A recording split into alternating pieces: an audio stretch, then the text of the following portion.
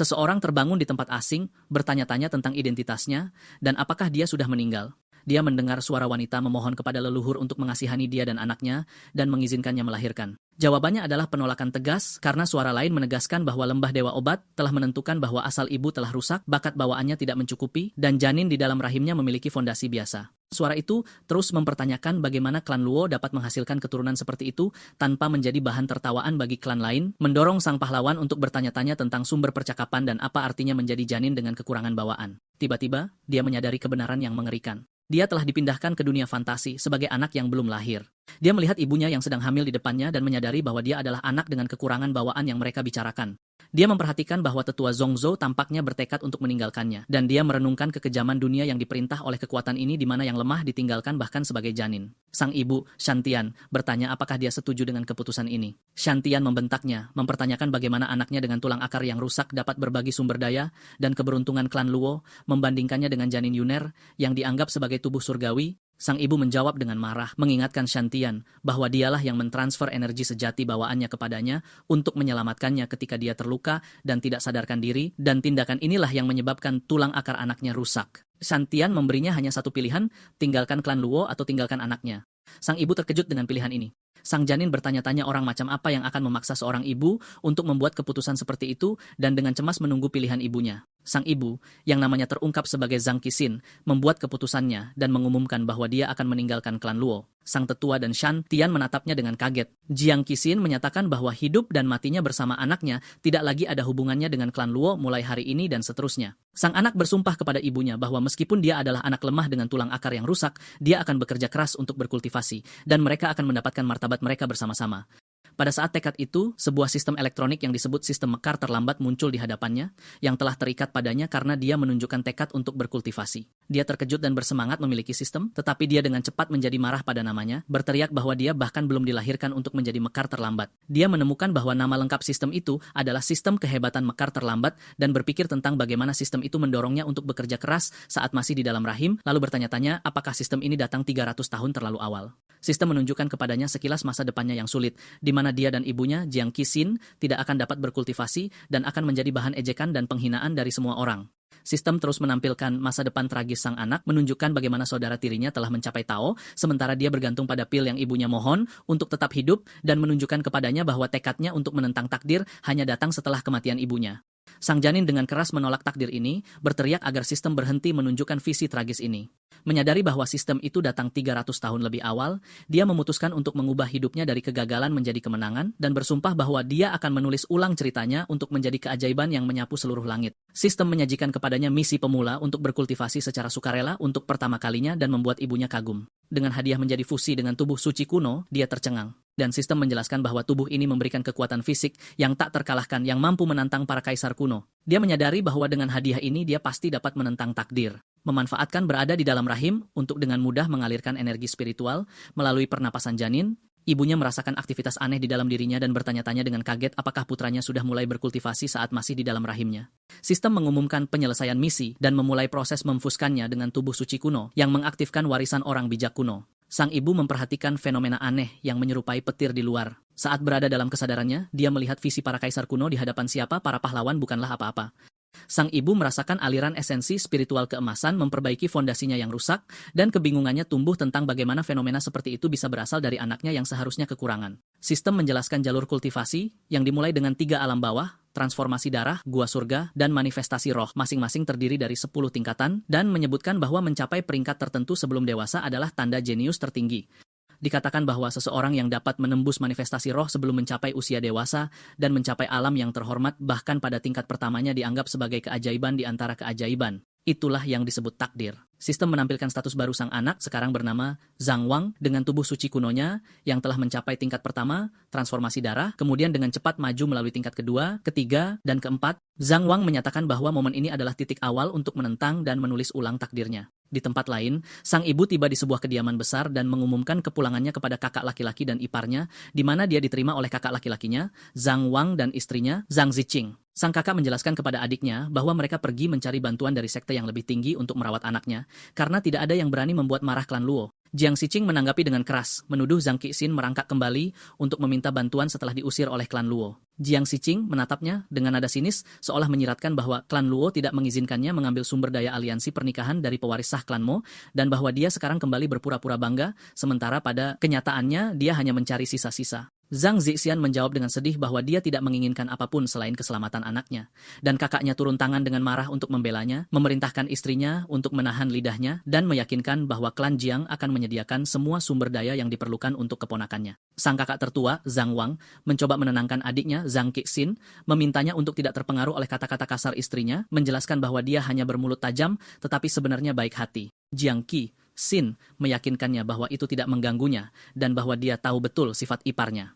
Sementara itu, janin Zhang Wang berpikir bahwa ibunya tidak diintimidasi seperti yang dia harapkan. Sebaliknya, dia merasakan kehangatan dan sambutan di klan Zhang yang jauh melebihi apa yang dia alami di klan Luo. Pikirannya terganggu oleh kedatangan orang tua Jiang Qixin yang mengumumkan kepulangan mereka, dan bahwa mereka telah membawa tokoh terkemuka bersama mereka, orang bijak Miao dari Istana Penciptaan Orang Bijak. Sang janin terpesona oleh kecantikan orang bijak yang menakjubkan, berpikir dalam hati bahwa kecantikan ini layak untuk dunia fantasi Zhenxia. Tiba-tiba, sang janin terkejut dengan munculnya kembali sistem elektroniknya yang menyajikan kepadanya misi baru dengan nama kehebatan mekar terlambat. Zhang Wang menyadari bahwa sistem itu pasti bereaksi secara otomatis ketika bertemu dengan orang yang kuat dan memutuskan bahwa orang bijak Miao adalah pilihan terbaiknya saat ini. Dia memutuskan bahwa jika dia menunjukkan bakatnya sejak dini, itu akan membuat klan lebih menghargai ibunya. Sang ibu, Zhang Qixin, maju ke depan dan dengan hormat meminta bantuan orang bijak. Sementara sang janin berencana untuk membuat orang bijak itu kagum dengan kekuatan tubuh sucinya yang kuno.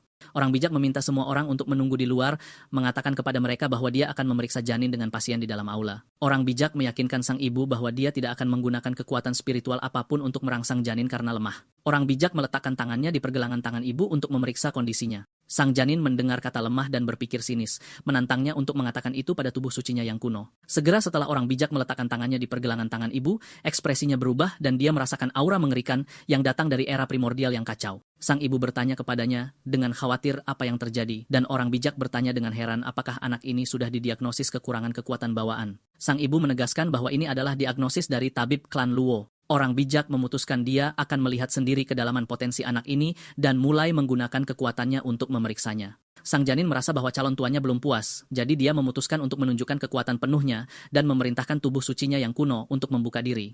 Orang bijak mencatat bahwa si kecil ini masih menolak untuk menyerah dan mengagumi semangat juangnya, mengatakan bahwa jika dia tidak datang ke sini secara kebetulan, dunia akan kehilangan seorang jenius yang tak tertandingi. Sang ibu benar-benar terpana. Karena mereka yang hadir tidak mengetahui sifat sebenarnya dari struktur tulang bawaan janin, orang bijak menyarankan untuk menggunakan harta karun, khususnya yang mengungkapkan kebenaran segala sesuatu untuk menyinari dirinya. Sang ibu berterima kasih padanya dengan rasa terima kasih yang mendalam. Ketika orang bijak dan ibu keluar dari aula, kecemasan menyebar di antara anggota klan yang menunggu di luar, berpikir pemeriksaan berakhir dengan cepat karena anak itu tidak dapat diselamatkan. Orang bijak mengatakan kepada mereka untuk tidak membiarkan pikiran mereka menjadi liar dan kemudian mengumumkan bahwa anak di dalam rahimnya tidak hanya tidak terluka, tetapi sebenarnya memiliki bakat yang tak tertandingi.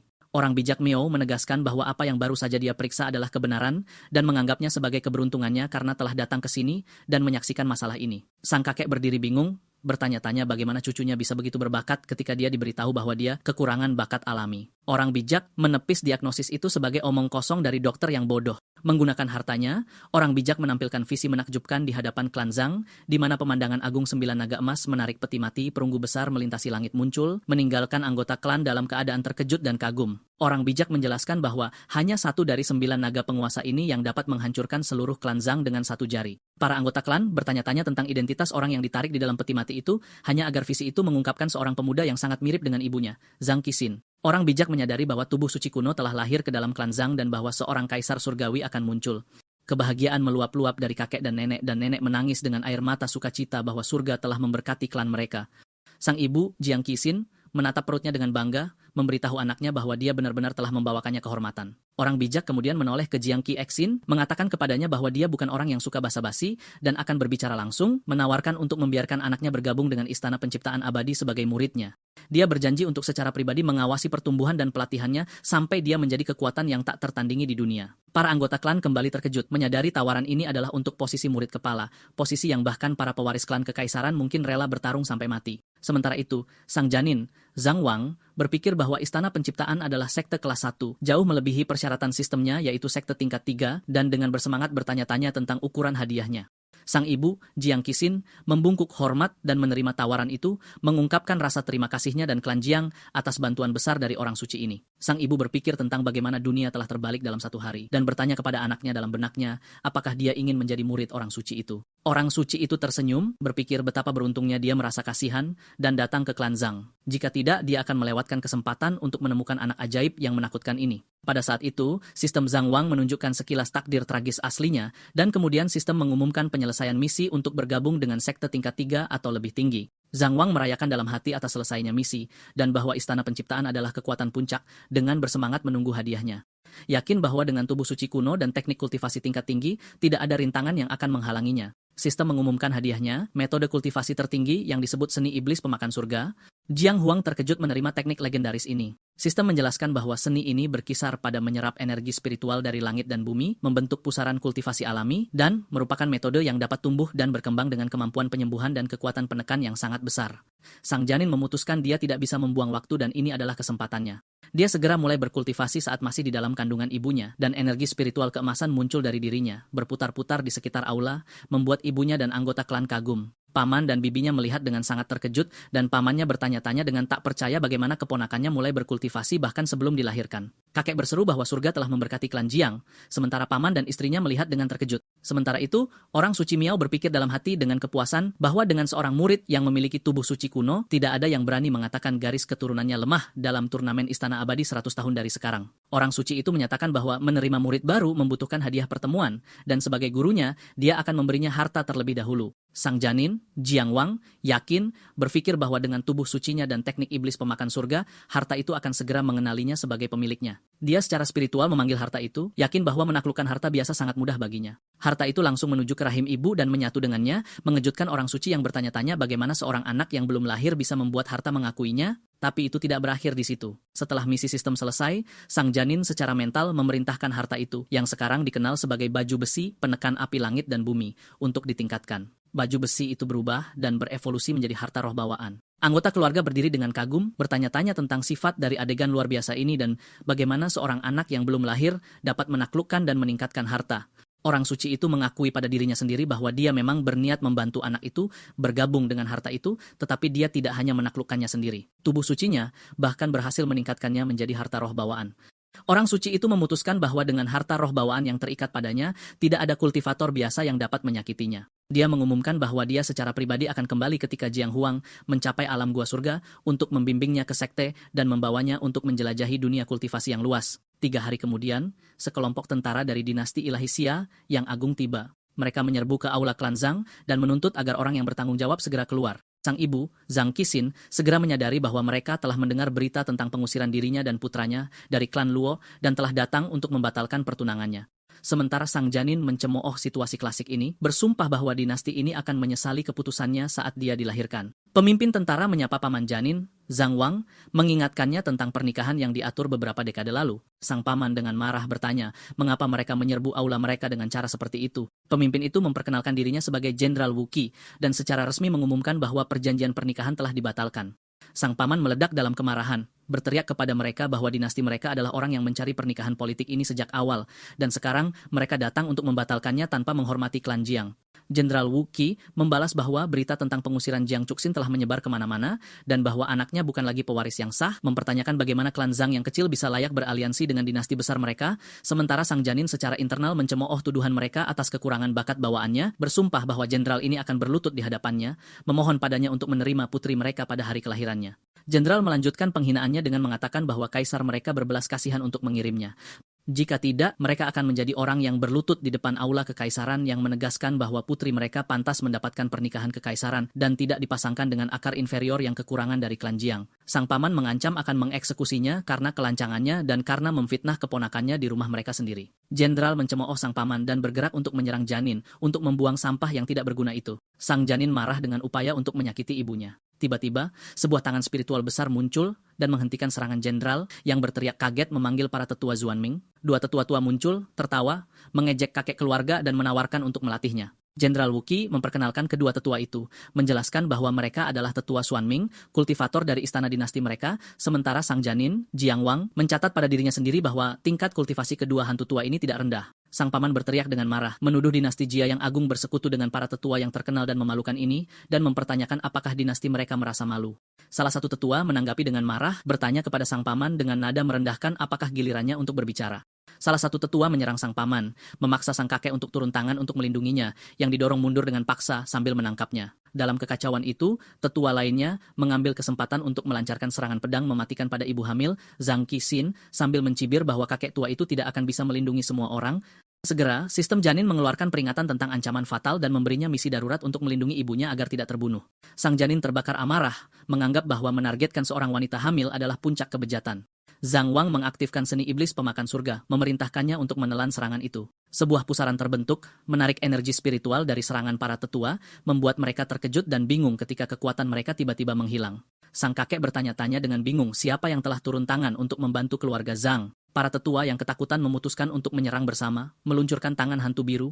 Sang janin menanggapi dengan menggunakan harta roh bawaannya, menciptakan penghalang api dingin langit dan bumi, berniat membakar mereka sampai mati. Api menyembur dengan kekuatan besar, menakuti para tetua yang menyadari bahwa mereka menghadapi harta roh bawaan dan bertanya-tanya bagaimana keluarga kecil seperti Jiang bisa memiliki senjata seperti itu. Salah satu dari mereka menuntut agar entitas tersembunyi itu mengungkapkan dirinya dan berhenti bersembunyi di balik bayang-bayang. Sistem mengumumkan keberhasilan penyelesaian misi untuk bertahan hidup dari krisis hidup dan mati, menghadiahkan Jiang Huang dengan pil kelahiran kembali misterius agung 9 putaran. Instruksi menjelaskan bahwa pil ini langsung memulihkan kekuatan spiritual setelah dicerna, dan sang janin merasa percaya diri, bersumpah untuk memulihkan kehormatan keluarga Zhang hari itu. Jauhnya, bermil-mil, orang suci Miao merasakan aktivasi harta roh dan kagum bahwa muridnya telah menggunakannya hanya 3 hari setelah dia pergi. Dia memfokuskan kekuatannya untuk melihat apa yang terjadi, dan proyeksi spiritual dirinya muncul di atas aula keluarga Jiang, dengan marah bertanya siapa orang bodoh buta yang berani menyakiti muridnya.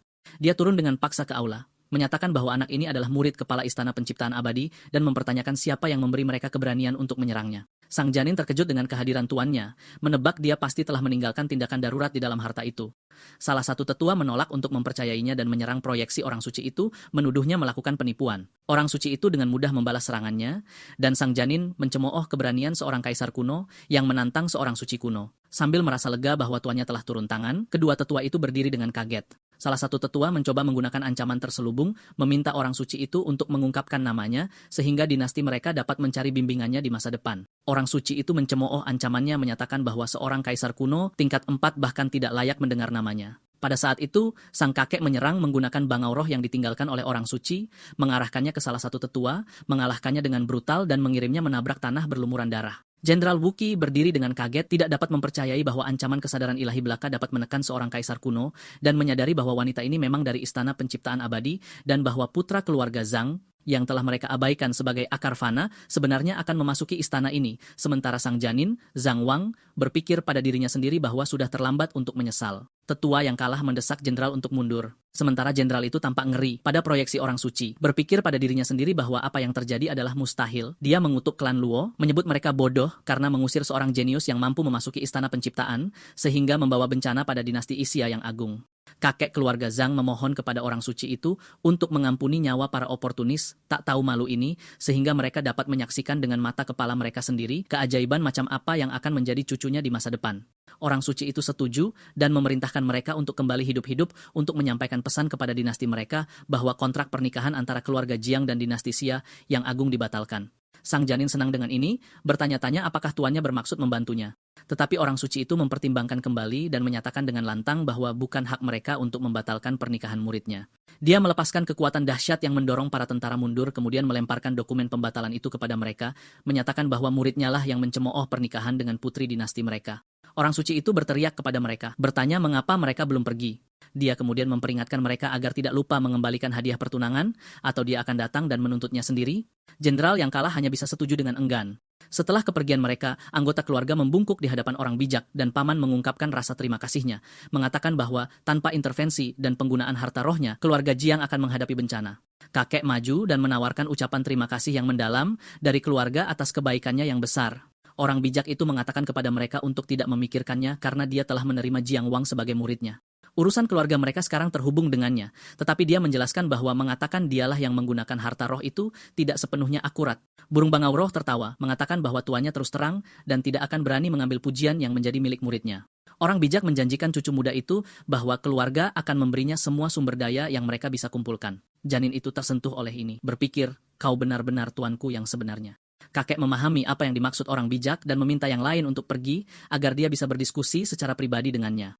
Begitu mereka sendirian, kakek bertanya kepada orang bijak konstitusi fisik macam apa yang dimiliki cucunya, sehingga memungkinkannya menggunakan harta roh saat masih di dalam rahim. Orang bijak mengungkapkan bahwa anak itu memiliki tubuh suci kuno legendaris, membuat kakek berada dalam keadaan sangat terkejut. Orang bijak menjelaskan bahwa dia sendiri tidak tahu mengapa dia bisa mengendalikan harta itu sebagai janin, karena penampilan terakhir tubuh seperti itu ratusan ribu tahun yang lalu, menambahkan bahwa karena si kecil sudah mulai berkultivasi, tidak ada yang tahu seberapa besar kekuatannya saat lahir. Sukacita membanjiri kakek dan dia berseru bahwa surga benar-benar memberkati klan mereka. Orang bijak memperingatkannya bahwa sumber daya yang dibutuhkan untuk mengembangkan tubuh suci kuno sangat besar, dan bahwa fondasinya tidak boleh diabaikan sebelum dia secara resmi memasuki istana penciptaan. Kakek berterima kasih padanya atas pengingat itu dan bersumpah bahwa klan Jiang akan mengerahkan seluruh kekuatannya untuk meletakkan fondasi yang kokoh bagi Jiang Wang. Istri paman merayakan, menyatakan bahwa kebangkitan klan Jiang sudah dekat, dan paman berseru bahwa mereka harus membuat klan Luo menyesali keputusan mereka. Janin Jiang Wang merenungkan peristiwa baru-baru ini, dan menyimpulkan bahwa dunia ini benar-benar diperintah oleh kekuatan. Tuannya yang cantik hampir tidak mengangkat jari pun, namun musuh-musuhnya didorong hingga batas mereka. Dan dia memutuskan bahwa dia harus menang bukan hanya dari garis awal, tetapi dari rahim itu sendiri. Setelah itu, keluarga berkumpul untuk menyambut leluhur klan Jiang. Leluhur memberitahu mereka bahwa dia telah mendengar tentang konstitusi fisik anak itu dan bahwa meskipun kekuatannya tak terbayangkan, itu membutuhkan sumber daya yang tak terbatas. Oleh karena itu, dia memutuskan untuk melepaskan semua sumber daya pribadinya kepada anak itu. Ibu keberatan dengan keputusan ini, menjelaskan bahwa leluhur membutuhkan hampir setengah dari kekayaan klan untuk melanjutkan kultivasinya sendiri, dan bahwa menyerahkan semuanya berarti seluruh klan akan menuangkan segalanya untuk memelihara anak ini. Tetapi leluhur bersikeras bahwa keputusannya sudah final dan juga menyerahkan sumber daya yang diberikan oleh Sage Meow. Ibu berterima kasih padanya atas nama putranya.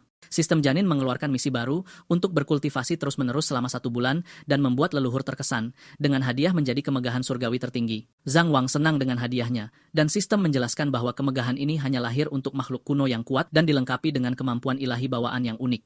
Janin itu yakin bahwa dengan sumber daya yang telah diperolehnya dan teknik iblis pemakan surga, dia dapat mencapai alam manifestasi roh dan bahwa seorang anak yang belum lahir mencapai puncak ini akan cukup untuk membuat leluhur terkesan dan dia segera mulai berkultivasi. 1 bulan kemudian, leluhur merasa bosan dan gelisah dan memutuskan untuk memeriksa cucunya. Dia telah menghabiskan seluruh bulan mengawasi dan menjaga keajaiban keluarga Zhang untuk memastikan tidak ada bahaya yang menimpanya, tetapi dia telah lalai mengikuti kemajuan kultivasinya. Ketika dia akhirnya memeriksa levelnya, dia benar-benar terkejut, bertanya-tanya dengan tidak percaya bagaimana cucunya telah mencapai puncak alam manifestasi roh hanya dalam 1 bulan. Pada saat yang sama, janin itu berpikir bahwa dia telah mencapai puncak ini 3 hari yang lalu, dan bahwa hari ini dia mungkin mencoba untuk menerobos ke alam yang terhormat dan bertanya-tanya apakah dia bisa berhasil. Segera setelah leluhur menemukan levelnya, sistem mengumumkan penyelesaian misi, membuat leluhur terkesan. Janin itu menyeringai betapa mudahnya leluhurnya kagum. Hadiahnya, kemegahan tertinggi, muncul sebagai kerangka spiritual, dan janin merasakan auranya saja, meredakan hambatan yang menghalangi kemajuan. Sistem secara otomatis mulai menggabungkan kemegahan dengan dirinya. Janin memutuskan untuk mengejutkan leluhurnya lebih jauh dan meminjam kekuatan kemegahan selama fusi untuk menerobos ke alam yang terhormat. Dia melihat energi ungu terpancar dari kemegahan dan senang. Leluhur tumbuh khawatir, menyadari cucunya sedang mencoba terobosan dan khawatir kemajuan sembrono ini akan merusak fondasinya. Pada saat yang sama, ibu merasakan aura lain di dalam anaknya. Terobosan berhasil dengan sangat mudah, dan janin menemukan bahwa kemampuan ilahi yang diberikan oleh kemegahan tertinggi terkait dengan waktu itu sendiri. Dia menyadari bahwa dia telah terburu-buru, dan bahwa alam yang terhormat adalah batasnya pada kecepatannya saat ini. Tetapi sekarang, dengan kemampuan barunya, dia memerintahkan aliran waktu untuk melambat, memberinya kesempatan untuk mencapai level yang lebih jauh sebelum dia lahir. Leluhur merasakan rasa kagum dari aura luar biasa yang terpancar dari cucunya, yang membawa jejak hukum waktu dan mengakui bahwa dia tidak lagi dapat memahami kemampuan anak laki-laki itu bahkan sebelum kelahirannya. Dia tertawa dengan sukacita yang luar biasa, sekali lagi menyatakan bahwa surga benar-benar memberkati keluarga Zhang. Beberapa bulan kemudian, Zhang Zixin mulai melahirkan. Keluarganya menunggu dengan cemas di luar ruangan selama 3 jam yang panjang, dan bidan mendesaknya untuk bertahan. Pada saat kelahirannya, sistem Zheng Wang mengumumkan bahwa dia telah mencapai alam abadi kuno bawaan. Kelahirannya menyebabkan fenomena surgawi yang hebat yang menarik perhatian tokoh-tokoh besar dari seluruh penjuru yang turun dari awan untuk menyampaikan ucapan selamat mereka. Para penonton bertanya-tanya bagaimana seorang abadi sejati biasa dapat menyebabkan fenomena kosmik seperti itu, dan seseorang menyadari bahwa penglihatan ini pasti disebabkan oleh kelahiran anak yang ditolak oleh dinasti Xia yang agung. Orang yang lebih bijaksana menegurnya, mengatakan kepadanya bahwa rumor itu adalah berita lama, dan mengungkapkan bahwa anak keluarga Jiang sangat luar biasa sehingga seorang bijak dari Istana Penciptaan Abadi menerimanya sebagai murid saat dia masih di dalam rahim. Tiba-tiba, Kaisar dinasti Xia yang agung sendiri tiba, menyadari bahwa keributan yang disebabkan anak ini terlalu besar untuk diabaikan. Fenomena surgawi legendaris terus muncul satu demi satu, teratai emas dari Laut Pahit. Para penonton kagum pada fenomena yang berkelanjutan, kemudian sungai dan gunung yang indah muncul, diikuti oleh bintang-bintang terang di langit. Kaisar mengenali fenomena terakhir, diagram kehidupan dan kematian Yin Yang, penglihatan yang tidak terlihat selama 1000 tahun. Tapi Jiang Wang yang baru lahir belum selesai. Dia menggabungkan kelima penglihatan hebat ini menjadi satu fenomena terakhir. Raja abadi turun dari 9 langit. Leluhur berdiri dengan air mata di matanya. Dengan bangga menyatakan bahwa cucunya, Jiang Wang, membawa sikap seorang kaisar agung masa depan.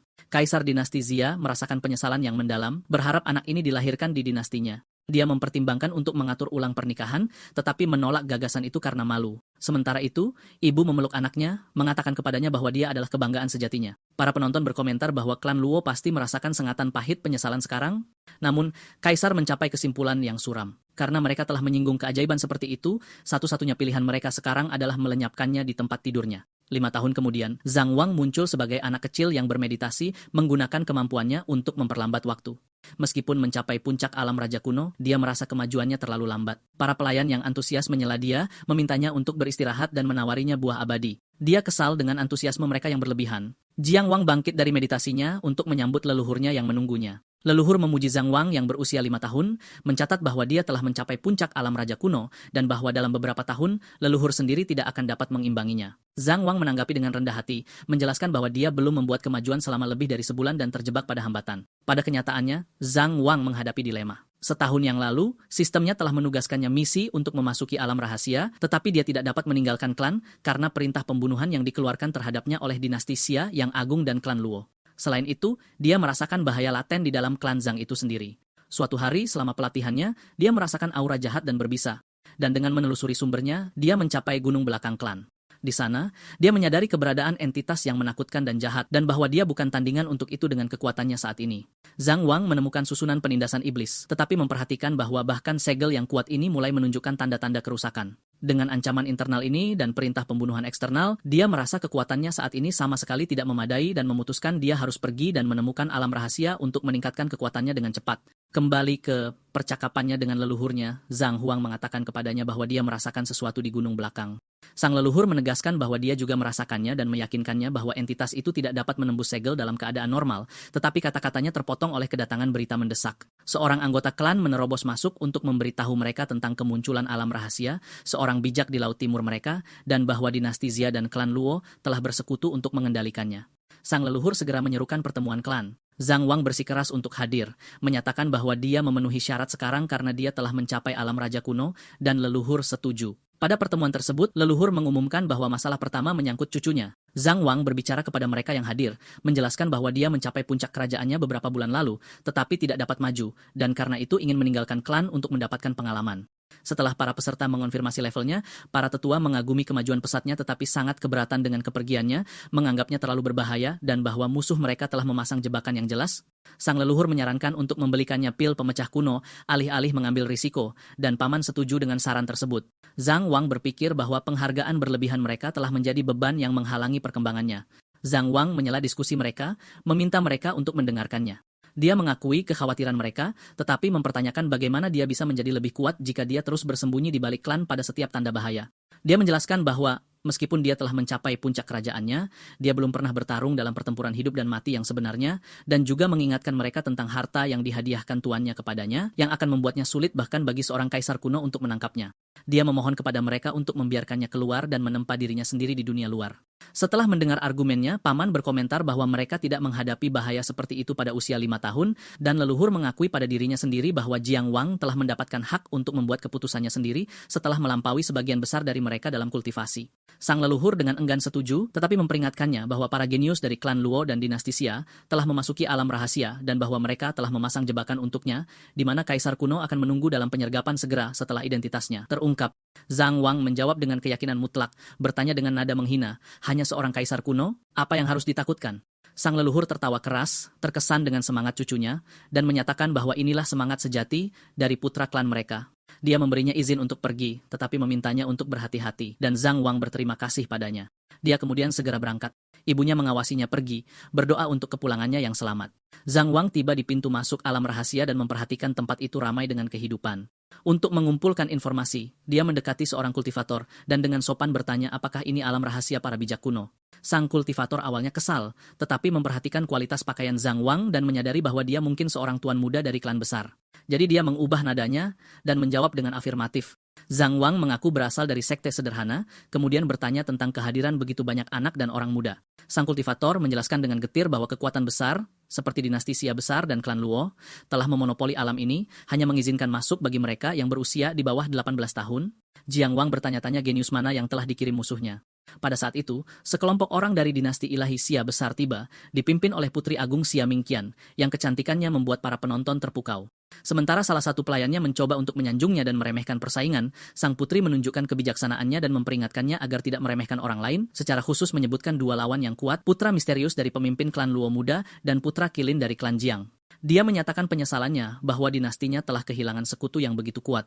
Pelayan menyalahkan Jenderal Wuqi yang tercela atas apa yang terjadi, tetapi sang putri memerintahkannya untuk berhenti dan belajar dari kesalahan ini, dan kedua pelayan setuju. Zhang Wang mengawasi sang putri dari jauh, mengagumi kecantikannya, dan mencatat bahwa dia tidak memiliki kesombongan dari jenderal yang menghina keluarganya. Selanjutnya, klan Luo tiba dengan kereta megah yang dikelilingi oleh petir, dan Zhang Huang tersenyum takut mereka tidak akan muncul. Seorang tetua dari klan memperkenalkan kandidat mereka untuk alam rahasia, Luo Dong, kepada Putri Agung. Luo Dong mencoba menyapanya, tetapi dia benar-benar mengabaikannya dan berbicara kepada tetua wanita yang menemaninya, menyarankan mereka bergabung untuk membuka alam rahasia, meninggalkan Luo Dong yang malu dan marah. Para tetua klan bekerja sama untuk membuka gerbang ke alam rahasia, dan semua junior disuruh segera masuk. Zhang Wang berpikir bahwa waktunya telah tiba untuk membuat klan Luo membayar atas tindakan masa lalu mereka. Saat dia menuju gerbang, tetua wanita dari klan Luo, Wan Qiu, memperhatikannya dan mengenali kemiripan antara fitur wajahnya dan ibunya. Dia menyimpulkan bahwa dia pasti keajaiban klan Jiang dan terkejut dengan keberaniannya untuk datang ke tempat berbahaya ini, sementara Jiang Wang dengan mudah menghindari usahanya untuk menghalangi dia dan memasuki alam rahasia. Di luar, tetua Wan Qiu dari klan Luo memutuskan untuk memberitahu klannya, bersumpah bahwa karena Zhang Wang berani datang, dia tidak akan meninggalkan tempat ini hidup-hidup. Sementara itu, Zhang Wang memulai petualangannya di dalam alam rahasia, di mana dia bertemu dengan binatang spiritual dan berpikir bahwa binatang itu telah jatuh ke dalam perangkap. Zhang Wang menemukan bahwa binatang buas ini terbuat dari energi spiritual murni dan mengalahkan mereka dengan mudah, tetapi berpikir bahwa mereka tidak memengaruhinya dan bahwa hadiah sistemnya adalah yang paling berharga. Dia tetap berhati-hati, sadar bahwa klan Luo dan dinasti Jia pasti mengawasinya dan telah memasang penyergapan untuknya di luar, yang membuatnya merasa perlu menggunakan kesempatan ini untuk menembus ke tingkat yang baru karena kekuatannya saat ini tidak akan cukup untuk menghadapi mereka. Tiba-tiba, sistemnya mengumumkan penyelesaian misi, menemukan alam rahasia para bijak kuno, dan menghadiahinya dengan infus 100 tahun kultivasi. Zhang Wang segera duduk untuk menyerap kekuatan besar ini, bersemangat untuk melihat seberapa besar dorongan yang akan dia dapatkan. Infusi energi besar-besaran ini menciptakan pilar cahaya keemasan yang melesat ke langit, menarik perhatian semua kultivator muda di alam rahasia. Saat para penonton mendekat, mereka menyadari apa yang terjadi bukanlah kemunculan harta karun, tetapi kesengsaraan guntur langit yang menakutkan. Salah satu dari mereka mengenalinya sebagai kesengsaraan guntur 9 kali lipat yang dikompresi menjadi satu serangan, fenomena langit yang langka. Luo Dong, keajaiban klan Luo, melihat ini sebagai kesempatan untuk lebih dekat dengan Putri Xia Mingqian dan menyarankan mereka untuk bekerja sama untuk merebut harta karun yang seharusnya. Tetapi sang putri menanggapi dengan hati-hati, mencatat bahwa tingkat kesengsaraan ini tidak dapat diprediksi. Luo Dong terus bersikeras sambil berpikir dalam hati bahwa dia harus memenangkan wanita yang menawan ini. Di jantung badai, Zhongguang berdiri, menantang kesengsaraan yang terwujud sebagai istana petir. Petir menyambar dia dengan kuat setelah menerima pukulan pertama dan mengejek kelemahannya. Dia menggunakan seni iblis pemakan surga untuk menelan kekuatan kesengsaraan. Dia kemudian terlibat langsung dengan seorang prajurit lapis baja yang terbuat dari petir. Zhong Wang dengan mudah menangkis serangan petir dan bergegas menuju prajurit itu. Prajurit itu menjadi marah dan melepaskan serangan petir yang kuat. Zhang Wang menggunakan teknik pedang terkuat klannya untuk memberikan pukulan terakhir. Yang lain menyaksikan dari jauh dalam kebingungan total, bertanya-tanya entitas macam apa yang dapat menarik guntur surgawi yang begitu menakutkan, dan kemudian salah satu dari mereka melihat sosok manusia di jantung badai. Sang putri mencapai kesimpulan yang menakjubkan dan mustahil. Seseorang sedang mengalami kesengsaraan untuk menjadi seorang kaisar kuno.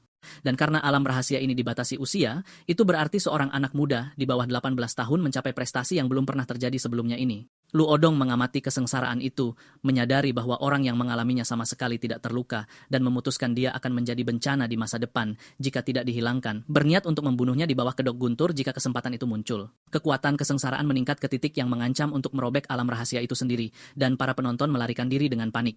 Lu Odong mengambil keuntungan dari situasi ini untuk melindungi Putri Xiao Mingqian dari gelombang kejut, dan dia berterima kasih atas bantuannya. Setelah badai mereda, sosok misterius itu menghilang, membuat mereka yang hadir percaya bahwa dia gagal dalam kesengsaraannya dan binasa dalam tubuh dan jiwa. Lu Odong mencoba lagi untuk meyakinkan sang putri untuk bersekutu dengannya, dengan alasan bahwa mereka menghadapi kekuatan yang tidak diketahui dan harus saling melindungi. Sang putri dengan sopan menolaknya, mengklaim bahwa dia telah membentuk tim, dan menambahkan dengan sindiran terselubung bahwa kekuatannya terlalu besar untuk bergabung dengan timnya yang sederhana. Lu Odong sangat marah dengan penolakan itu, dan bersumpah pada dirinya sendiri bahwa Xia Mingqian adalah miliknya, dan tidak ada seorang pun yang akan dapat menolaknya. Sang putri terkesan dengan ketampanan Jiang Wang. Anak laki-laki itu duduk dan berpikir bahwa dia harus mencari seni bela diri baru, karena menggunakan teknik klannya akan dengan mudah mengungkapkan identitasnya. Sang putri mendekatinya dan mendapatkan perhatiannya.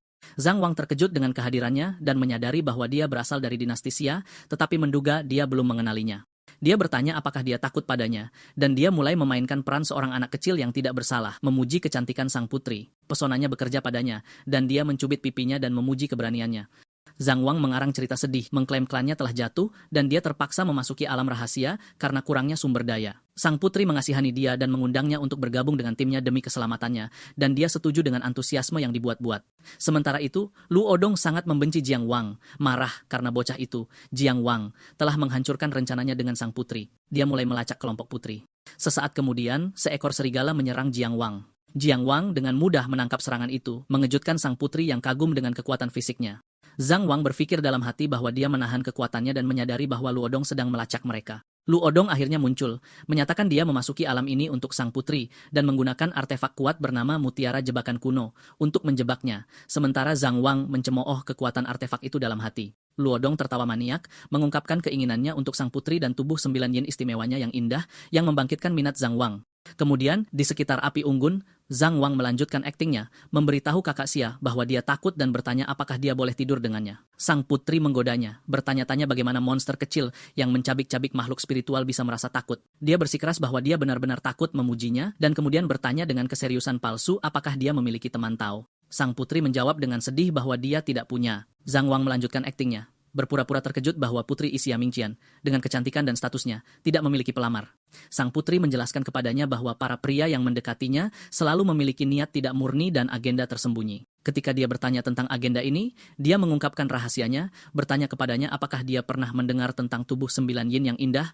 Dia menjelaskan bahwa tubuh ini sangat bermanfaat bagi mereka yang berlatih kultivasi ganda, dan karena alasan ini, sekte jahat mencari wanita yang memiliki tubuh ini untuk digunakan sebagai wadah kultivasi. Zhang Wang berpura-pura mengerti, mengepalkan tinjunya dengan kemarahan palsu, dan bersumpah untuk melindunginya dari orang jahat manapun yang berani mendekatinya.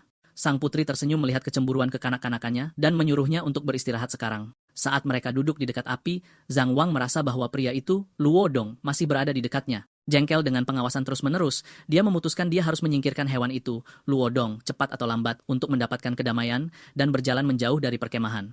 Sang putri mengikutinya dengan khawatir dan dengan lembut memarahinya karena ceroboh dan pergi sendirian saat dia meminta maaf padanya. Lu Odong, yang telah mengawasi mereka dengan cemburu, muncul dan menyerang Jiang Wang, berteriak bahwa dia mencari kematian. Jiang Wang berbalik dengan tenang dan mengatakan kepadanya bahwa dia sedang menunggunya. Lu Odong melancarkan serangan ke arah Jiang Wang. Sang putri turun tangan dan berdiri di antara mereka menanyai Lu Odong apa niatnya. Dia tertawa sinis, lalu memberitahu mereka bahwa mereka akan segera tahu dan melemparkan mutiara jebakan kuno itu ke arah mereka. Menjebak mereka berdua, sang putri sangat marah dan mengancamnya bahwa dia dan dinastinya tidak akan memaafkannya atas tindakannya, menuntut dia membebaskan mereka untuk menghindari deklarasi perang. Luodong mengabaikan ancamannya dengan senyuman dan mengundangnya untuk mencoba, dan sang putri memperingatkannya untuk tidak menyesalinya. Sang putri mencoba mengaktifkan segel penyelamatan dinastinya, tetapi gagal dan hancur di dalam ruang mutiara. Luodong mengejeknya, menjelaskan bahwa mutiara ini secara pribadi disempurnakan oleh leluhurnya, Wan Qiu, yang memiliki pemahaman mendalam tentang hukum spasial. Dia menambahkan bahwa mutiara itu menyegel semua operasi energi spiritual untuk mereka yang berada di bawah tingkat kaisar kuno dan menyarankan dia untuk menyerah dengan tenang. Menyadari beratnya situasi, sang putri menyusun rencana dan berbisik kepada Jiang Wang bahwa dia akan menggunakan metode untuk mengirimnya keluar dari alam rahasia, memerintahkannya untuk memanggil pasukan dinastinya segera setelah dia keluar. Sebelum dia dapat melaksanakan rencananya, Luodong mengalihkan perhatiannya ke Jiang Wang dan mencemoohnya, mengatakan dia pasti anak terlantar dari klan Luo dari 5 tahun yang lalu. Sang putri bertanya-tanya dengan bingung apa arti kata-kata Luodong. Jiang Wang menjawab dengan tenang, mengklarifikasi 2 poin. Pertama, dia sangat menolak dikaitkan dengan klan Luo terkutuk, menyatakan namanya adalah Zhang Wang. Kedua, dia bertanya kepada Luodong dengan sinis apakah dia benar-benar berpikir dia sudah menang.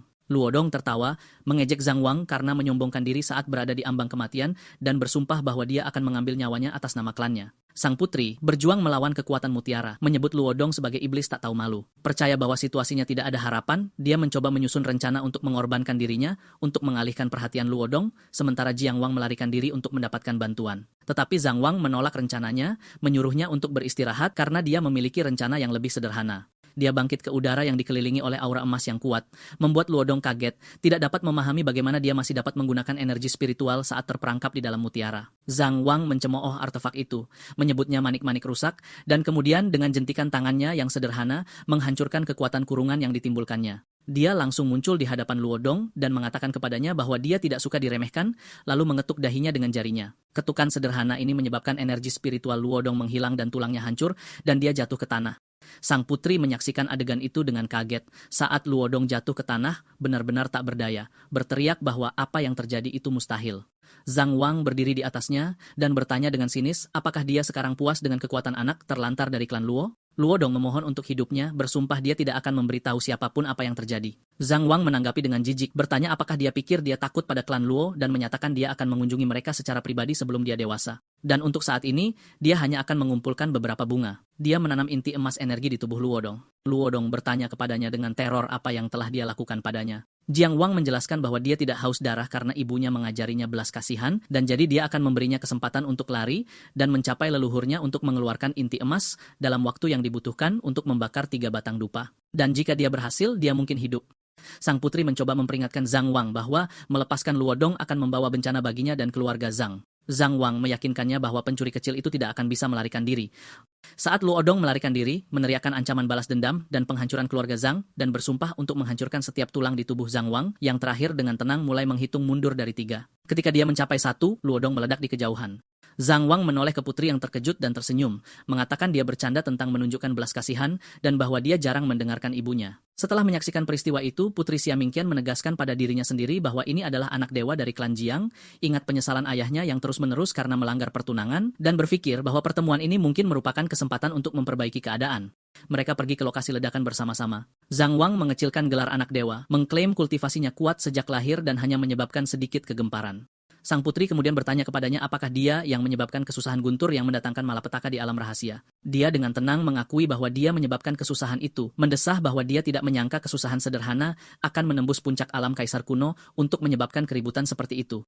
Dia menambahkan dengan sedih bahwa surga cemburu pada bakat-bakat hebat. Sang putri kagum dengan kekuatan dan kepercayaan dirinya, berpikir dia tampak seperti dewa kuno yang turun ke dunia fana, dan bertanya-tanya akan menjadi apa dia ketika dia dewasa, lalu memarahi dirinya sendiri atas pikiran-pikiran ini. Zhang Wang memperhatikan kesunyiannya dan bertanya apakah dia kesal. Dia mengaku padanya bahwa dia awalnya menjaganya di sisinya dengan sengaja untuk menggunakannya sebagai umpan untuk memikat dan melenyapkan Luodong. Dia meyakinkannya bahwa dia bukan orang yang picik dan tidak marah. Sebaliknya, dia harus berterima kasih padanya karena membantunya menghilangkan ancaman tersembunyi, dan Jiang Wang menunjukkan tanda-tanda lega. Kemudian, di dekat api unggun, sang putri merenungkan rumor bahwa putra kilin dari klan Zhang mungkin merupakan reinkarnasi dari seorang kaisar kuno yang hebat, dan sekarang merasa bahwa rumor itu memiliki dasar kebenaran. Dia kagum dengan bakat, kelicikan, dan kefasihannya yang luar biasa, menyimpulkan bahwa hanya sedikit orang di generasinya yang dapat dibandingkan dengannya.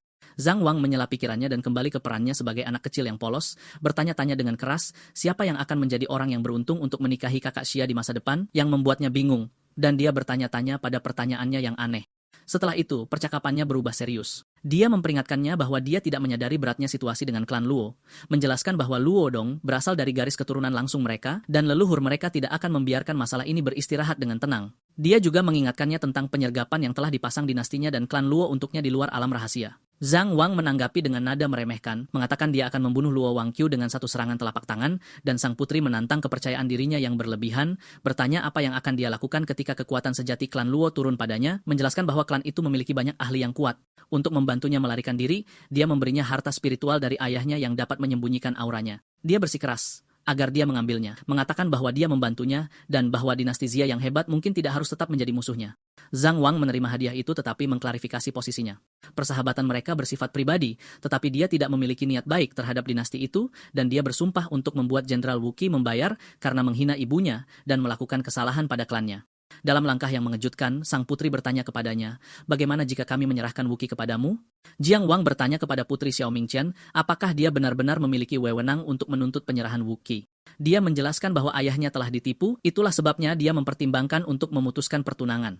Dia meyakinkannya bahwa jika menyerahkan Wu Qi akan meningkatkan hubungan dengannya dan dinasti Xia yang agung, ayahnya secara alami akan menjatuhkan hukuman pada Wu Qi. Dia kemudian menawarkan Liontin Giok sebagai tanda.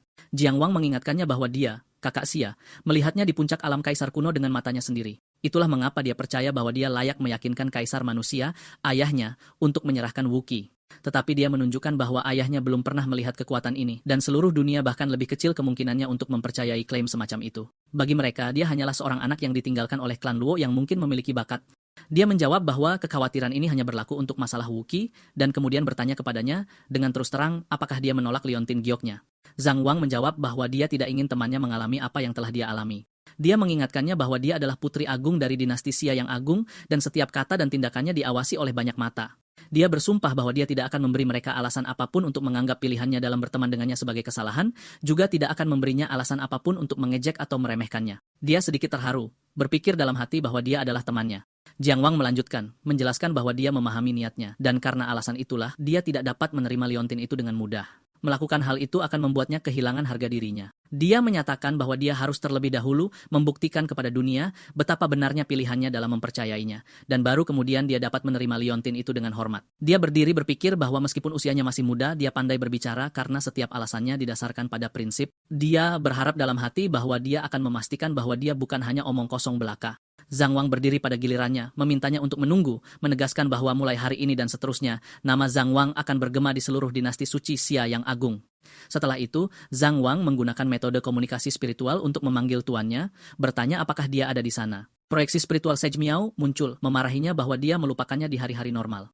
Tetapi sekarang masalah telah tiba, dia ingat tuannya yang tua dan kesepian. Zhang Wang tersenyum dan memintanya untuk tidak meremehkannya, menjelaskan bahwa dia hanya memiliki satu permintaan. Dia menjelaskan bahwa pemula dari klan Luo yang melukainya, Luo Dong, telah terbunuh, tetapi masih ada seorang permaisuri kuno, tingkat 4 bernama Luo Qiu, tetua Wan Qiu, yang ingin dia bunuh.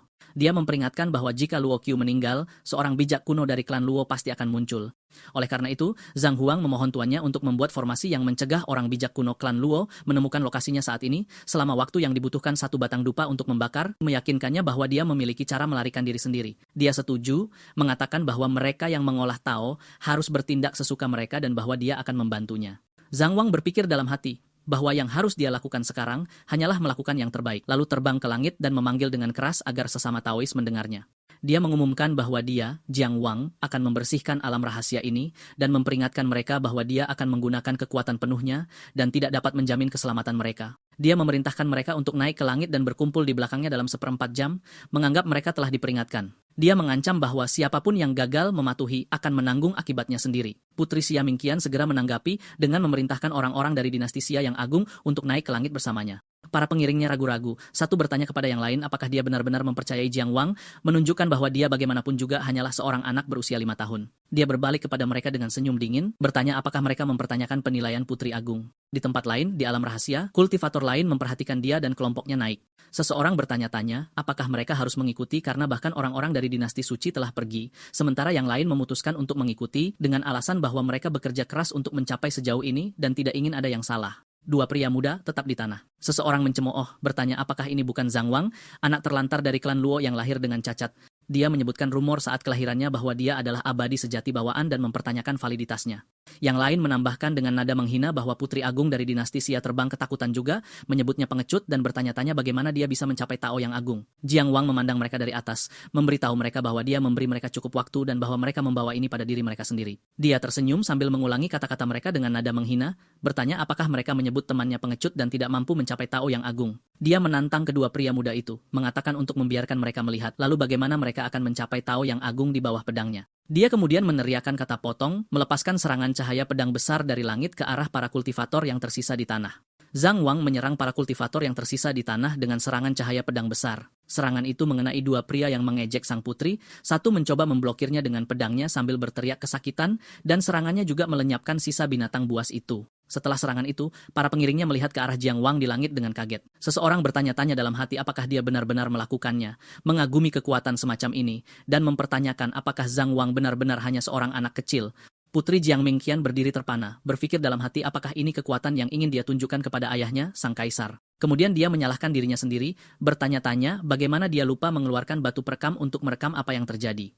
Sementara itu, Zhang Wang berpikir bahwa kekuatan spiritualnya telah sepenuhnya pulih. Zhang Wang kemudian beralih ke kultivator lain yang mengikutinya ke langit dan berterima kasih kepada mereka karena mempercayainya.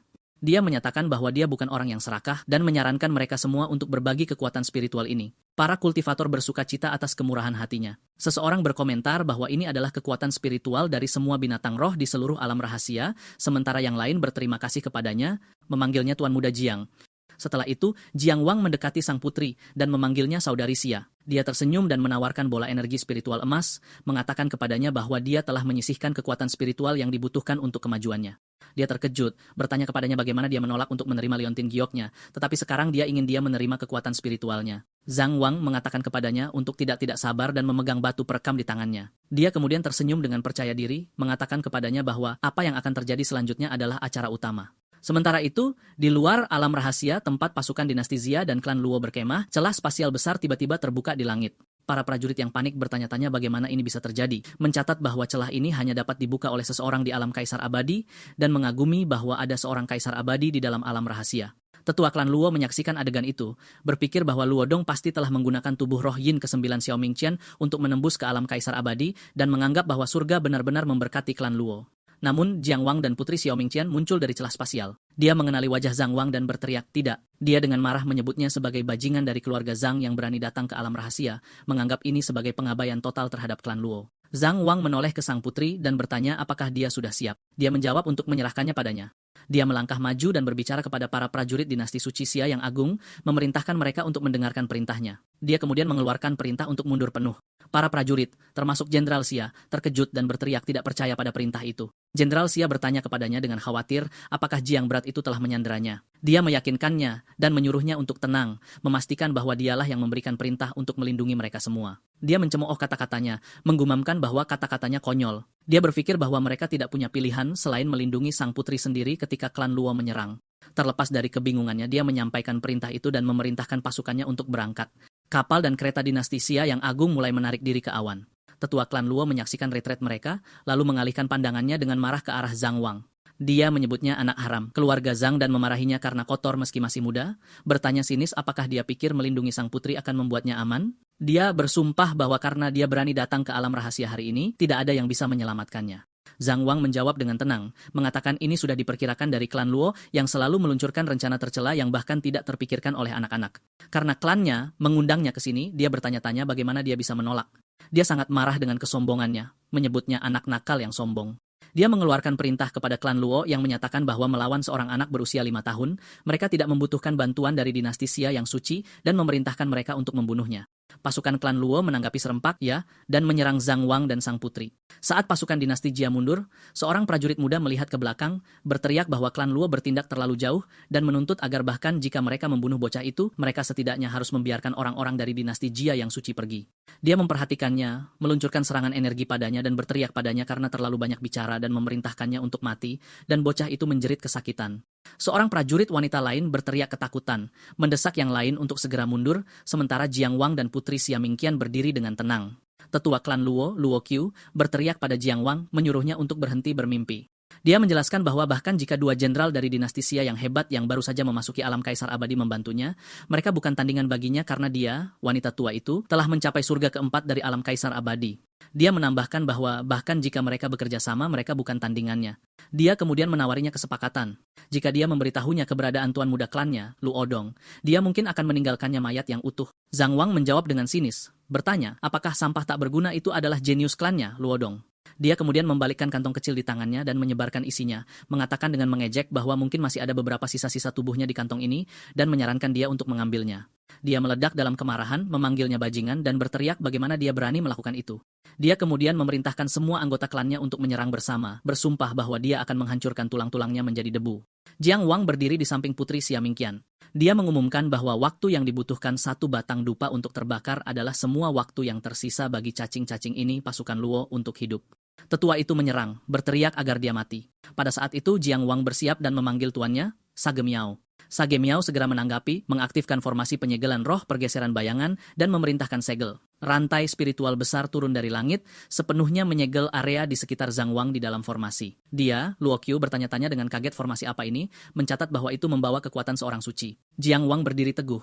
Suaranya mengguncang atmosfer saat dia mengutuk musuh-musuhnya dari klan Luo, menyerukan kematian mereka. Saat Jiang Wang mengutuk musuh-musuhnya, dia mengaktifkan teknik hebatnya, seni iblis pemakan surga, melepaskan kekuatannya. Pusaran spiritual biru besar meluas di langit menyebabkan kekacauan dan kepanikan di antara para prajurit klan Luo dan kereta mereka. Para prajurit mulai berteriak ketakutan, merasakan kekuatan spiritual mereka terkuras dari mereka saat pusaran menelan segala sesuatu di jalannya, termasuk kuda dan kereta perang. Pusaran raksasa mendominasi pemandangan, terus menarik semua pasukan musuh ke arah pusatnya. Orang-orang tetua, Luo Qiu mendapati diri mereka tidak dapat bertahan. Salah satu dari mereka berteriak agar dia segera bertindak karena mereka tidak akan bisa bertahan lebih lama lagi. Tetua yang terkejut menyadari kekuatan teknik itu, bertanya-tanya dengan tidak percaya bagaimana anak ini sudah bisa berada di puncak alam kaisar abadi. Luo Qiu memutuskan situasinya tidak mungkin, dan dia harus segera melarikan diri untuk menyampaikan berita ini kepada leluhur tua klan, sehingga dia dapat campur tangan dan membunuh Zhang Wang sesegera mungkin. Zhang Wang mengawasinya melarikan diri dengan senyum sinis,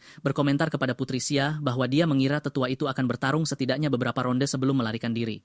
Saat dia mendekati tepi formasi yang dibuat oleh Sage Miao, dia berpikir tentang betapa tidak adilnya itu. Dia berlatih selama ratusan tahun hanya untuk mencapai tingkat keempat alam kaisar abadi, sementara anak ini telah mencapai puncak alam, bertanya-tanya atas dasar apa ini bisa terjadi. Tiba-tiba Zhang Wang muncul di depannya dalam sekejap, membuatnya terpana dengan kecepatannya yang luar biasa, dan bertanya dengan sinis, apa terburu-buru? Dia menyerangnya dengan putus asa, berteriak padanya untuk tidak sombong. Zhang Wang meraih lengannya, menghentikan serangannya dengan mudah, dan membalas dengan sinis. Bertanya-tanya apakah dia yang sombong, mengklaim bakatnya hampir tidak menyamai setengah dari prestis yang dia tunjukkan beberapa saat yang lalu. Dia kemudian menghancurkan lengannya, mengeluarkan jeritan kesakitan yang mengerikan. Zhang Wang memutuskan untuk mengakhirinya dengan cepat karena mempertimbangkan usianya, mengangkat tangannya dan memohon teknik pedang keluarganya. Keluarga Zhang, pedang, seni, cahaya pedang 9 langit. Dia berteriak tidak dengan teror saat dia melihat cahaya pedang emas besar turun ke arahnya. Serangan itu menghantam tanah, menyebabkan ledakan besar energi emas yang benar-benar melenyapkannya. Para prajurit dinasti Jia yang mundur menyaksikan pemandangan itu dari jauh. Salah satu dari mereka menyadari bahwa tingkat kekuatan ini hanya dapat dicapai di puncak alam kaisar abadi dan merasa bersyukur bahwa Putri Agung memerintahkan mereka untuk mundur. Jika tidak, mereka akan binasa bersama klan Luo. Para kultivator lain yang selamat dengan mengikuti perintah Zhang Huang bertanya-tanya bagaimana mereka masih hidup, menyadari bahwa ini adalah kekuatan seorang kaisar abadi dan bahwa anak yang melewati kesengsaraan surgawi di alam rahasia adalah Zhang Huang sendiri. Saat Jiang Wang terbang menuju kapal dinasti Xia, Jenderal Xia menatapnya dan berpikir dengan kaget, bertanya-tanya, apakah ini benar-benar orang buangan dari klan Luo, seorang anak berusia 5 tahun di puncak alam kaisar abadi, dan berteriak dalam hati bahwa klan Luo telah menyesatkan dan menipunya. Jiang Wang mendarat di kapal dan membungkuk dengan hormat, menawarkan permintaan maafnya kepada para tetua, menjelaskan bahwa dia sibuk mengeksekusi para penjahat yang menghina ibunya dan bahwa dia kurang memiliki etika. Jenderal itu menyuruhnya untuk mengangkat kepalanya, memanggilnya Tuan Muda Jiang, dan mengatakan kepadanya bahwa dia telah lama mendengar tentang bakatnya yang luar biasa, dan melihatnya hari ini membuktikan bahwa itu benar. Dia memperhatikan sang putri merekam adegan itu dengan batu roh dan menanyainya tentang tujuannya. Jiang Wang menjawab dengan senyum percaya diri bahwa tujuannya, tentu saja, adalah untuk mengobrol dengan kaisar manusia, ayahnya, mengenai kontrak pernikahan. Dan Zhang Wang meminta sang putri untuk memberinya liontin giok yang dia tawarkan sebelumnya. Dia bertanya-tanya apakah dia bermaksud sekarang. Dia mengambil liontin itu dan menyapa kaisar melalui batu roh yang direkam, memanggilnya orang tua dari dinasti Xia yang agung. Dia mengumumkan bahwa dia akan mengambil liontin putrinya, menyarankan itu dianggap sebagai tanda untuk kontrak pernikahan mereka yang dibangun kembali.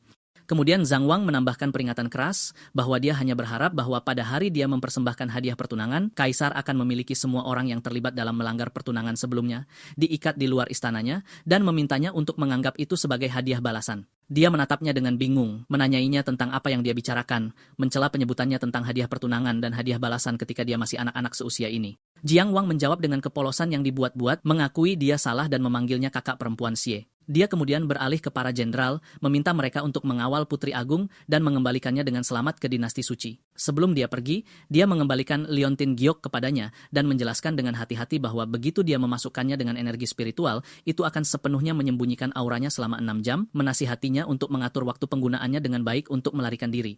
Zhang Wang berkomunikasi dengan tuannya secara internal.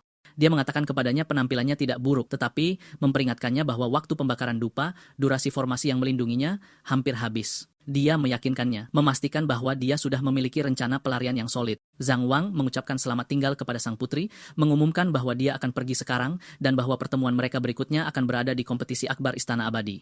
Dia menjawab dengan cemas, menyuruhnya untuk hanya fokus untuk bertahan dari cobaan ini dan segera pergi. Setelah dia pergi, dia memutuskan bahwa mereka juga harus segera kembali, berpikir dengan cemas tentang apa yang mungkin dilakukan klan Luo.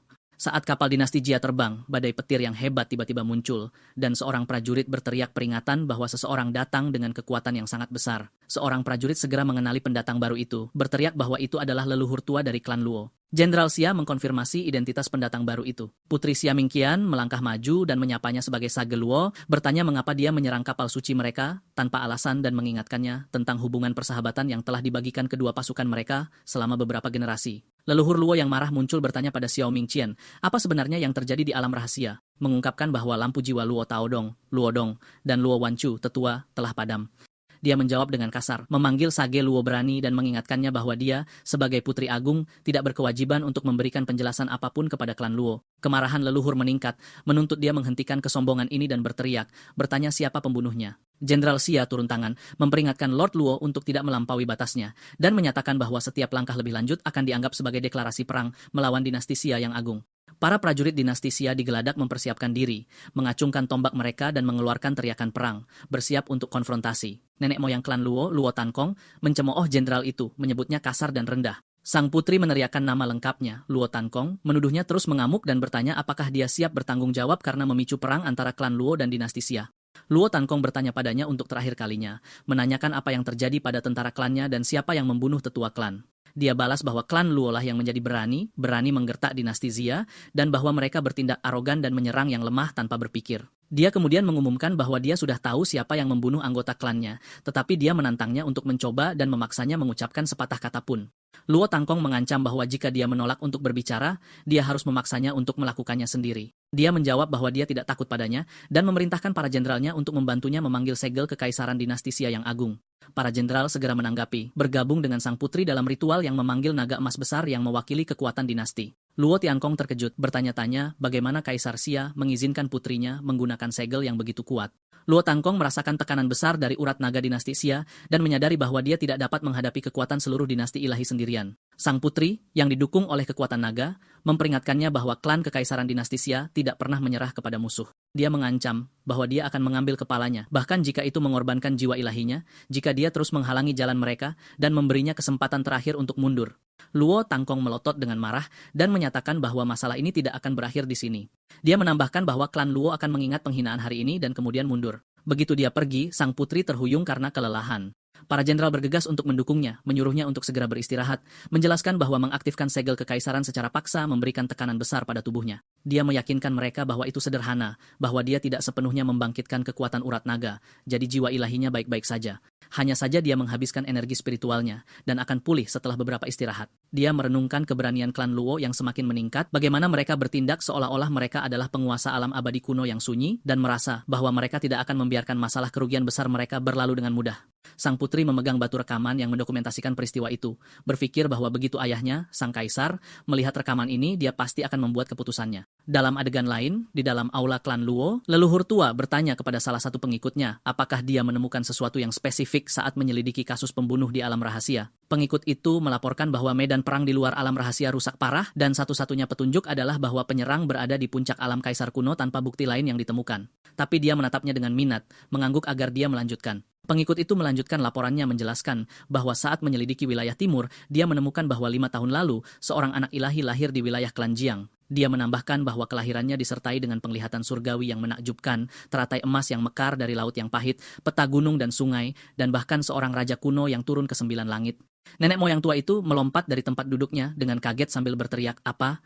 Dia mengulangi penglihatan itu dengan tidak percaya. Seorang raja kuno turun ke 9 langit, menjelaskan bahwa penglihatan seperti itu hanya dapat terjadi dengan kelahiran tubuh suci kuno yang legendaris. Dia bertanya kepada pengikut itu dengan cemas apakah ini hanya rumor. Pengikut itu meyakinkannya bahwa dia tidak berani menipunya, bahwa dia telah mengkonfirmasi kebenaran masalah tersebut dan menambahkan bahwa anak ilahi klan Jiang tidak hanya dilahirkan dengan tubuh suci kuno, tetapi juga dilahirkan pada tingkat kultivasi abadi sejati bawaan. Nenek moyang tua klan Luo menyadari dengan kaget bahwa anak ilahi ini adalah orang yang sama yang secara pribadi dia keluarkan dari klan. Dia menyesali keberuntungannya, bertanya-tanya bagaimana jika anak ini dilahirkan di antara mereka, klan mereka tidak akan pernah khawatir tentang penurunannya dan mengutuk banyaknya berita buruk yang telah dia terima hari itu. Dia memutuskan bahwa Luo Jantian harus bertanggung jawab untuk ini, memerintahkan pengikutnya untuk menemaninya, dan berangkat menuju kediamannya. Sesampainya, leluhur berteriak agar Luo Jantian keluar dan menghadapinya segera. Di dalam, Luo Jantian mendengar panggilan itu dan bertanya-tanya dengan bingung mengapa leluhur itu marah lagi, terutama karena tentara klan baru saja menderita bencana misterius. Nenek moyang tua, Lote Angkong, memasuki aula. Ketika Jantian bertanya kepadanya alasan kunjungannya, dia dengan marah menegurnya, bertanya bagaimana dia masih punya keberanian untuk bertanya. Dia mengungkapkan dengan marah bahwa anak yang Zantian miliki dengan gadis klan Jiang memiliki tubuh suci kuno dan menuduhnya menyebabkan klan kehilangan bintang takdirnya dengan sia-sia dengan mengusirnya. Zantian menjawab dengan sangat terkejut, bersikeras bahwa ini tidak mungkin. Dia membela keputusannya, menjelaskan bahwa dia, secara pribadi, memeriksa janin di dalam rahim Jiang Zixian pada saat itu. Dia menegaskan bahwa itu tidak menunjukkan fluktuasi energi spiritual, dan fondasinya rusak, dan bahwa nasibnya adalah tidak pernah mencapai tahap manifestasi roh dalam seluruh hidupnya, bertanya-tanya bagaimana itu bisa menjadi orang yang sama dengan tubuh suci kuno. Jantian mengarahkan amarahnya pada penjaga yang membawa berita itu, mengancamnya dengan konsekuensi mengerikan yang menanti mereka yang berani berbohong di depan leluhur tua. Penjaga itu berlutut dengan ketakutan, memohon kepada pemimpin klan muda, Jantian, untuk mengampuninya. Dia bersumpah, dia tidak berani melaporkan berita itu dengan sembarangan, tetapi bahwa berita ini telah menyebar seperti api di alam abadi timur, dan dia hanya melaporkannya setelah memverifikasinya beberapa kali. Pada saat itu, seorang wanita bernama Muyun masuk dan meminta Zantian untuk tidak impulsif. Dia menjamin bahwa penjaga kematian yang setia kepada klan tidak menyebarkan rumor dengan mudah dan memintanya untuk mendengarkannya terlebih dahulu. Muyun mendekat dan menyapa leluhur yang mengizinkannya untuk berbicara dan memberikan pendapatnya. Muyun menyarankan bahwa anak itu lahir 5 tahun yang lalu, dan berita ini yang hanya berupa rumor lisan sulit untuk dikonfirmasi. Dia berspekulasi bahwa klan Jiang mengarang cerita ini untuk menyelamatkan muka setelah klan Luo mengusir mereka. Luo Jantian keberatan bahwa masalah ini terlalu serius untuk diabaikan. Jika itu bohong, tidak masalah. Tapi bagaimana jika itu benar? Muyun, istri Jantian, mengusulkan sebuah rencana yang menunjukkan bahwa klan Jiang sudah menurun. Dengan kekuatan klan Luo, hanya memanggil Jiang Zixian dan putranya untuk mengakui leluhur mereka akan membuat klan Jiang selamanya berterima kasih kepada mereka. Dan pada saat yang sama, itu akan memungkinkan mereka untuk memverifikasi kebenaran konstitusi anak itu. Dia menambahkan dengan percaya diri bahwa bahkan jika mereka menolak, tidak perlu khawatir karena putranya Luo Xing sudah menunjukkan tanda-tanda seorang kaisar yang hebat dan kemakmuran klan mereka dijamin bersamanya. Jantian setuju dengan antusias, mengingat bahwa fenomena surgawi saat kelahiran Jinger juga luar biasa dan bahwa konstitusinya tidak kalah dengan ilahi. Nenek moyang tua mengakui bahwa dia begitu sibuk dengan masalah sehingga dia lupa tentang Singer dan memerintahkan Muyun untuk membawa Luo Xing untuk menemuinya segera. Tidak lama kemudian, Luo Xing tiba. Dia membungkuk dengan hormat, menyapa leluhur, ayahnya, dan ibunya. Leluhur mengawasinya dengan kagum, memperhatikan sikapnya yang tenang dan rendah hati, ketenangan jiwanya, dan bagaimana garis darah bintangnya tumbuh semakin padat dari hari ke hari. Dia dengan bangga menyatakan bahwa Singer adalah bintang terang klan dan bahwa dia pasti akan naik ke puncak seni bela diri. Jantian meyakinkan leluhur bahwa pelatihan Singer meningkat pesat dan bahwa dia secara pribadi akan menemaninya ke kompetisi besar Istana Abadi bulan depan. Leluhur berdiri gembira mengulangi kata-kata yang sangat baik 3 kali, menyatakan bahwa dengan penerus seperti Luo Xing, klan mereka akan naik ke ketinggian yang lebih tinggi dari sebelumnya.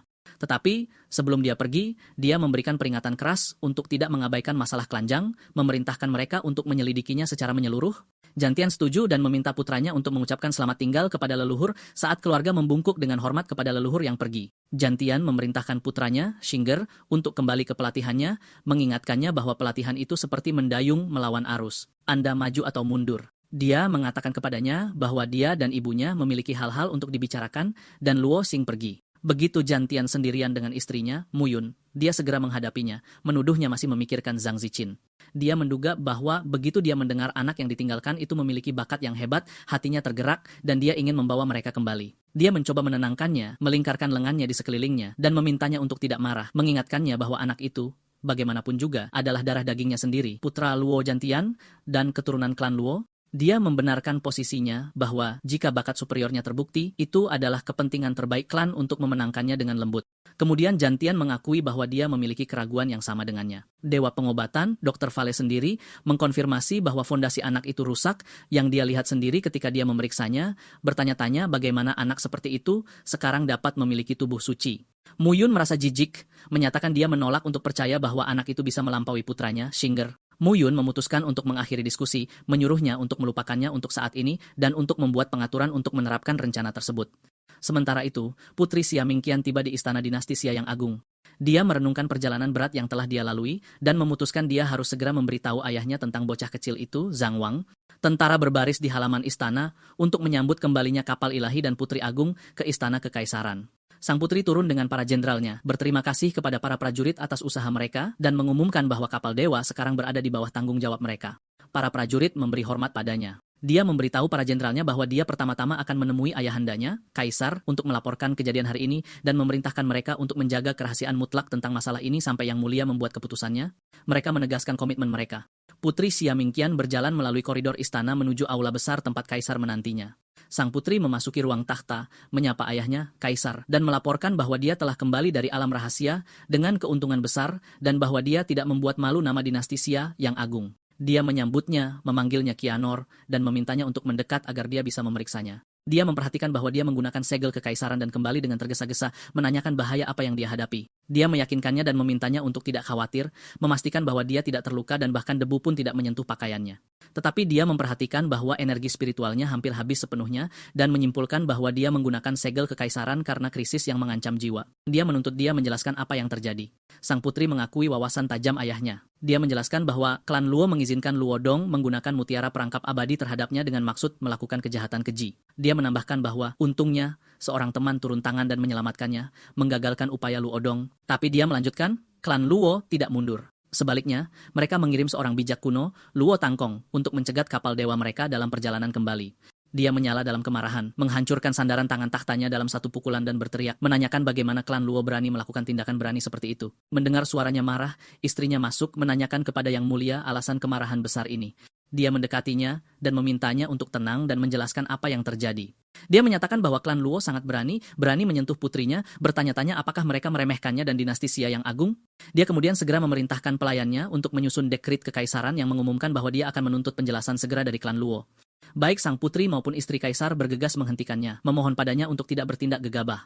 Dia menasihatinya untuk tidak terburu-buru, mengingatkannya bahwa meskipun klan Luo bukanlah salah satu keluarga kuno, akarnya dalam dan warisan mereka luas. Dia memperingatkannya bahwa jika perang pecah, dinasti Xia yang agung akan menderita kerugian besar. Kaisar membalas dengan marah, menanyakan apa perbedaan antara tindakan mereka dan deklarasi perang resmi. Putri Xia Mingqian juga memohon ayahnya untuk memadamkan amarahnya, memperingatkannya bahwa pecahnya perang akan menjerumuskan seluruh alam abadi kuno yang sunyi ke dalam kekacauan. Dia mengingatkannya bahwa banyak klan kuat sudah mengawasi dinasti mereka, seperti harimau lapar, dan bahwa dia tidak boleh bertindak impulsif yang menyatakan bahwa dia tidak ingin melihat rakyat mereka menderita. Dia menambahkan bahwa selanjutnya, dia memperoleh sesuatu yang jauh lebih besar di alam rahasia, sesuatu yang melampaui pentingnya penghinaan klan Luo, dan memintanya untuk melihatnya. Sang putri mempersembahkan batu rekaman spiritual kepada ayahnya. Dia mengambilnya. Bertanya-tanya tentang sifat keuntungan yang lebih besar ini, Kaisar memuji putrinya Kianir dalam hati, berkomentar bahwa dia benar-benar telah dewasa, dan mengungkapkan kekaguman atas kemampuannya untuk menjaga ketenangannya dan memikirkan kesejahteraan rakyat, bahkan setelah menghadapi bahaya seperti itu. Dia berpikir dalam hati dengan malu bagaimana dia, Kaisar, kurang tenang dari putrinya. Dia kemudian menyatakan bahwa dia menolak untuk menanggung rasa malu ini lebih lama lagi dan mengeluarkan dekrit kekaisaran yang memerintahkan klan Luo untuk menyerahkan Luodong ke tahanan mereka dan bahwa ini adalah satu-satunya cara untuk menutup berkas ini. Istri Kaisar keberatan, mengingatkannya tentang hubungan baik yang telah lama terjalin antara dinasti mereka dan klan Luo, menggambarkan apa yang terjadi sebagai insiden kecil. Dia menyarankan sebagai gantinya menikahkan Putri Mingqing, putri lainnya, dengan Luodong, dengan alasan bahwa ini akan memperkuat aliansi mereka dan memecahkan masalah pernikahan Putri Mingqing yang telah mencapai usia menikah dan memiliki banyak pelamar. Dia meledak dalam kemarahan pada istrinya, berteriak tidak percaya padanya menyebutnya insiden kecil, menjelaskan bahwa jika bukan karena sedikit kesalahan, Kianer tidak akan kembali hidup. Dia dengan tegas menolak gagasan menikahkan Mingking dengan penjahat itu. Dia menjelaskan bahwa kekhawatirannya bukan tentang Luodong itu sendiri, tetapi fakta bahwa dia adalah pewaris langsung klan Luo dan bahwa dia ditakdirkan untuk memegang kekuasaan besar di dalam keluarganya di masa depan. Putri Xiao Mingqian menyela, menyapa ibu tirinya mengatakan bahwa jika Yang Mulia berpikir dia, Xiao Mingqian, terkesan oleh Luodong, dia benar-benar salah. Istri kaisar bertanya apa maksudnya. Putri Xiao Mingqian menyatakan dengan jelas bahwa Luodong sudah terbunuh.